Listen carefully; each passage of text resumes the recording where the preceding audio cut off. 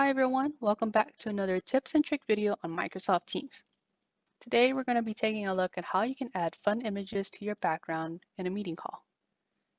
Here on my screen, before I'm about to join this meeting, I want to prefix all of my settings so that I come in well prepared.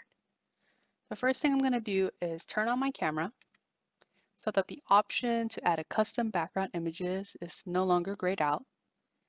Once I enable this, you can see in the right panel, I can select some images that Microsoft has already included for me.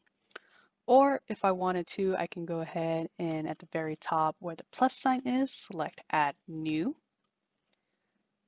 Selecting that will open my File Explorer, and from wherever you save all your images on your desktop, you can then select what images you want to include. So I'm going to select Bob, my orangutan.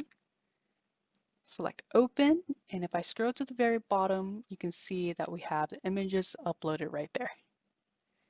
And again, making sure I turn on my mute button and turning that off so that everyone can hear me, and then select Join Now. If the option to add in new images from this screen is not available, there's a way to work around. And for that, you want to go ahead and open the File Explorer.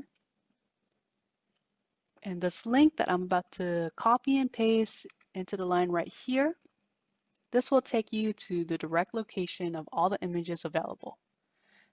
Now again, this link or this file text can be found in the description below. And you want to be sure that whatever image that you want to use as your background in meeting, it gets saved to a folder called Upload. Selecting that, you can see that my images of Bob is right here and any other custom images that I included.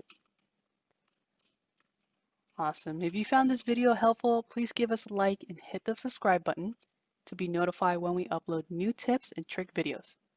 And we'll see you next time.